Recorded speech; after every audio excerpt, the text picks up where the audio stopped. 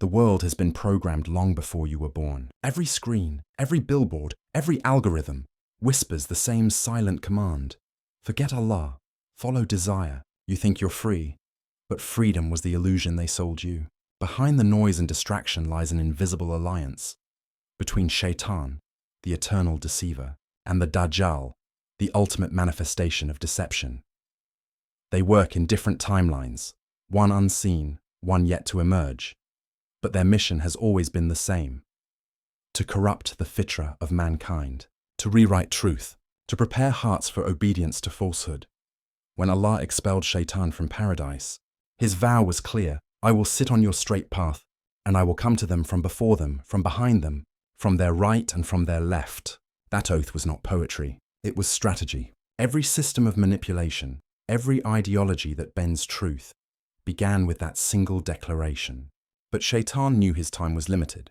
He needed continuity. He needed a successor, a being who would bring his vision into its final physical form. And that is where the Dajjal enters the story.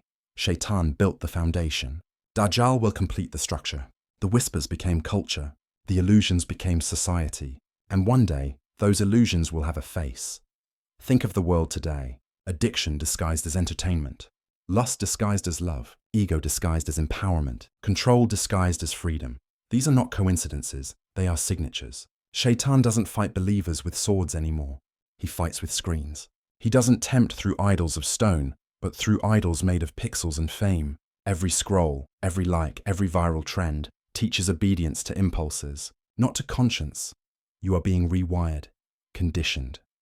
Each tap and click carves new pathways in your brain, pathways that lead away from remembrance. And when you forget who you are, you forget who created you.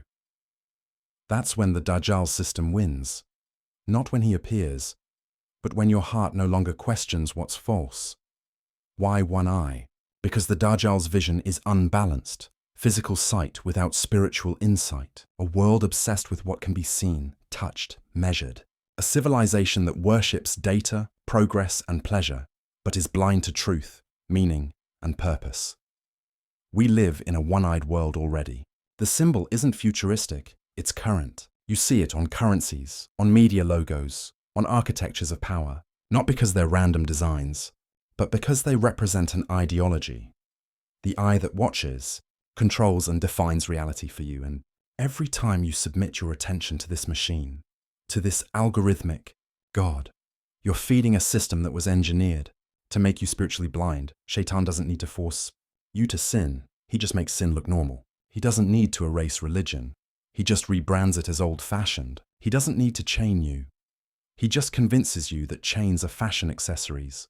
The Dajjal system thrives when humans stop asking why we exist, why truth feels heavy, why falsehood feels easy. The moment you stop questioning, you start consuming ideas, images, lifestyles without resistance.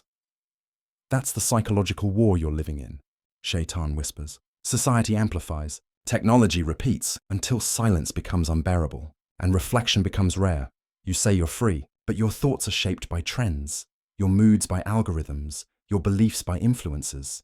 They tell you to be yourself, but only within the template they've built. You are free to choose anything except truth, because truth demands sacrifice, discipline, resistance, all things the system has trained you to despise. The Dajjal will not come with armies first. He will come with convenience, comfort, technology that promises heaven on earth. And by the time people realize the price, they will have sold their souls for an easier life. Look around. A society that celebrates rebellion, mocks modesty, glorifies ego, music that drowns reflection, screens that numb conscience, luxury that kills gratitude. Shaytan doesn't appear in smoke and fire. He hides in habits. He doesn't whisper, "Worship me." He says, "Follow your heart." And when heart means desire, not divine guidance, the mission is complete. The Dajjal's reign begins not with his emergence, but with our submission. When humanity accepts falsehood as normal and mocks faith as madness, the throne is ready for him to sit. Shaytan is the whisper. Dajjal is the voice. Shaytan inspires the idea. Dajjal will implement it. The two forces, unseen and seen, are building a world where truth feels like rebellion, You can already see their fingerprints in the systems that control information, economy, and identity. They promised connection and gave us isolation. They promised progress and gave us dependence. They promised enlightenment and gave us confusion. And when people finally crave order again, the Dajjal will appear as the solution, the savior, the answer to chaos.